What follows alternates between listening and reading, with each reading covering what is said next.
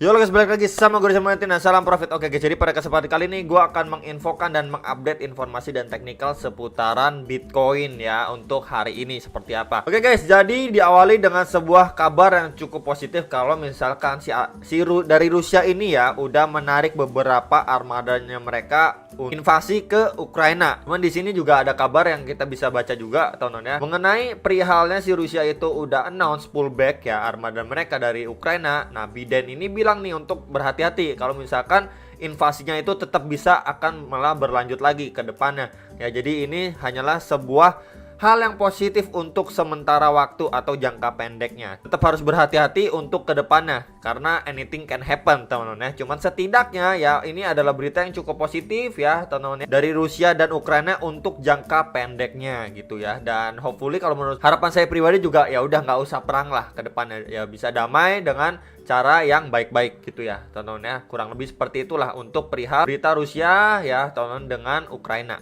Nah, sekarang kita pergi ke teknikalnya untuk time frame 4 jam, teman-teman ya.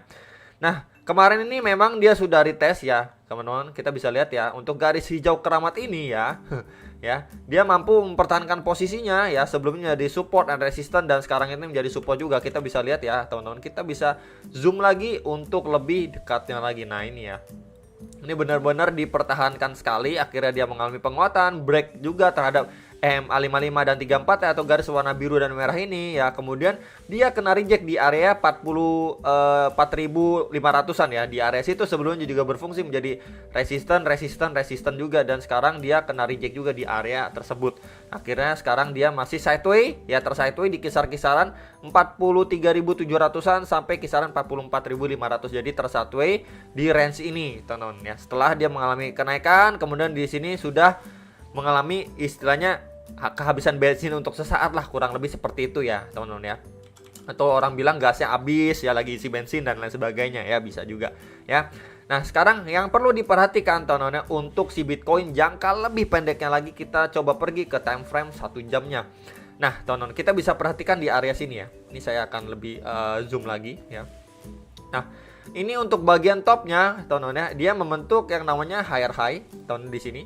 Kemudian ya, untuk RSI-nya time frame 1 jam dia malah membentuk yang namanya lower high. Ya berarti di sini adanya sebuah divergent teman-teman, dan kita bisa lihat juga di sini ya, untuk bagian price action-nya dia membentuk yang namanya higher high, dan bagian untuk RSI-nya ya teman-teman itu higher low ya, atau lower high teman-teman. Ya, jadi ini adalah bearish divergent. Ya, kita bisa lihat ya teman-teman ya, ini adanya bearish divergent, ada divergent antara price action dengan indikator RSI teman-teman. Jadi di sini adanya bearish divergent. By the way, ini hanyalah time frame 1 jam. Jadi memang akhirnya dia terkoreksi ya, testing lagi di EMA 34 ini atau garis warna biru ini, kemudian mengalami pemantulan lagi ya. Jadi memang yang harus diperhatikan yaitu untuk jangka pendeknya teman-teman ya. Ini saya akan tandain dulu di sekitar area sini yang harus diperhatikan atau diwaspadai untuk target koreksinya si Bitcoin jangka pendeknya ya. Karena memang di situ ada EMA 34 dan 55 di sini yang bisa menjadi support atau tahanan terdekat untuk si Bitcoin. Nah, di area situ juga berfungsi sebelumnya menjadi support and resistance juga. Jadi potensially menjadi support di area itu untuk jangka pendeknya. Dan sebelumnya juga menjadi resistance, support ya, teman-teman ya, support ya. Jadi memang itu yang harus diperhatikan untuk si Bitcoin jangka pendeknya. Ketika memang dia melanjutkan koreksi, diperhatikan di kisaran area 43.400 sampai 43.700 sekian dolar untuk target koreksinya si Bitcoin jangka pendeknya.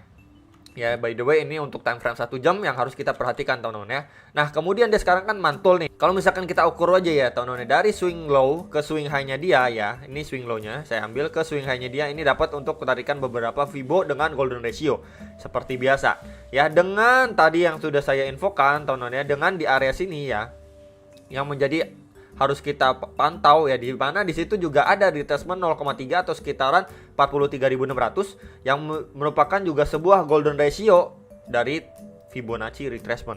Kemudian ada retracement 0,5 ya, atau sekitaran 43.200, dan retracement 0,6 atau sekitaran 42.900. Itu adalah beberapa golden ratio untuk penurunan ataupun target koreksi si Bitcoin jangka pendeknya teman-teman ya. Jadi memang itu adalah area-area yang harus diwaspadai untuk si Bitcoin koreksi untuk jangka pendeknya. Tapi kalau misalkan dia hanya ya mampu tertahan oleh ataupun di sekitaran retracement 0,3 yaitu di area 43.600-an, sekitar area itu aja dia udah mampu maintain posisinya ya, ketika koreksi dia sideways di sini kuat, kemudian bisa melanjutkan penguatannya, itu udah sangat baik sekali.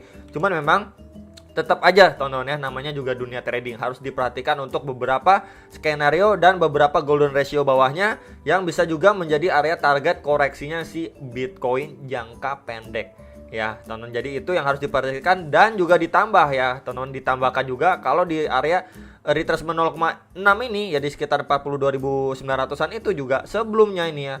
Nah di kisaran-kisaran area ini berfungsi juga menjadi area resisten, support dan resisten juga untuk si Bitcoinnya. Jadi memang itu juga merupakan sebuah area yang krusial juga untuk target penurunan si Bitcoin. Jadi memang diharapkan di antara 3 golden ratio ini ketika dia lanjut koreksi untuk bisanya melanjutkan penguatan atau setidaknya create yang namanya higher low dari lowest point sebelumnya ya teman-teman untuk jangka pendeknya. Nah kemudian kita beranjak lagi ke time frame 4 jamnya ya. Kita lihat untuk time frame 4 jamnya sendiri ya. Oke. Nah ini juga sukses ya teman-teman, kurang lebih kalau misalkan gambaran jangka pendeknya dia create yang namanya low, higher low ya teman-teman. Jadi harus kita lihat untuk konfirmasi dia benar-benar membentuk yang namanya higher low adalah pertama dia mampu sustain di area sini. Lalu yang kedua dia mampu break terhadap area ataupun highest point terakhirnya ini adalah strong resist ya, di mana dia kena reject kuat 2 kali di situ ya teman-teman. Di sini kita bisa lihat reject 1, reject kedua ya. Harus berhasil ya teman-teman di breakout area ini. Ya baru kita bisa lihat untuk si Bitcoin bring up lebih tinggi lagi, dengan nanti baru kita bisa lihat lagi target penurunan atau koreksi wajarnya ke kisaran berapa. Cuman itu dulu yang harus kita perhatikan. Jadi kalau misalkan untuk jangka pendek yang tadi sudah saya infokan, ketika memang dia koreksi terlebih dahulu ke kisaran-kisaran beberapa golden ratio tadi untuk bisa melanjutkan kenaikannya, setidaknya testing lagi di strong resistannya dia dan mampu breakout dari area ini, itu merupakan tanda yang sangat-sangat positif untuk si Bitcoin. Balik lagi teman-teman, harus diperhatikan untuk beberapa target kenaikan si Bitcoin dan resist penting yang kemarin sudah saya infokan seperti di kisaran $48.000, $50.000 ya. Area-area itu harus diperhatikan dan harus diwaspadai teman-teman ya, karena memang sebelumnya itu menjadi area target di area resisten yang cukup kuat teman-teman ya. Jadi kita bisa lihat juga di area kali ini teman-teman kena reject berapa kali nih, 1, 2, 3 ya teman-teman ya. Kemudian kita tarik lagi, lihat lagi teman-teman di kisaran 47.800-an sampai $48.000 juga kita bisa lihat sebelumnya ini ya menjadi resisten sebelum dia going to the deep lagi ya. Jadi memang itu next target yang harus diwaspadai. Pembahasan kemarin juga sudah saya infokan ke teman-teman ya, untuk next target resisten yang harus diwaspadai untuk Bitcoin jangka pendek sampai menengah. Cuman memang sekarang ini sepertinya dia akan koreksi terlebih dahulu ya, retest dulu, semoga kuat retestnya. Kalau misalkan dia jebol teman-teman ya, nggak mampu bertahan untuk beberapa target area support seperti 43.400-an, 42.800-an ya, dia bisa aja drop lagi ke garis trendline warna hijau ini teman-teman. Itu dia di sekitar 41.600, 41.500 untuk next koreksi yang lebih deep lagi. Cuman memang saya pribadi nggak berharap lah ya dia koreksi lagi ke area-area sini. Cuman ya saya harapan pribadi sih koreksinya wajar aja ke beberapa golden ratio-nya ya di atas 42.800, kemudian bisa melanjutkan penguatannya atau setidaknya testing lagi ke kisaran.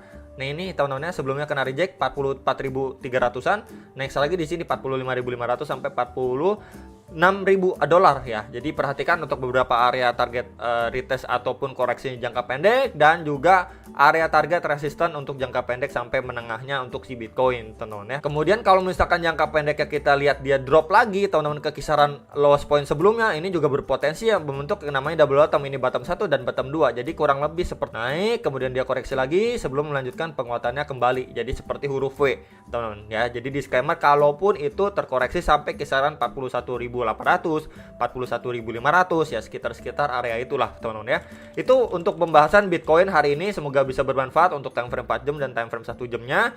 Tetap berhati-hati teman-teman ya, dan kalian bisa analisa kembali atas posisi kalian, dan sampai jumpa untuk next video. Salam profit.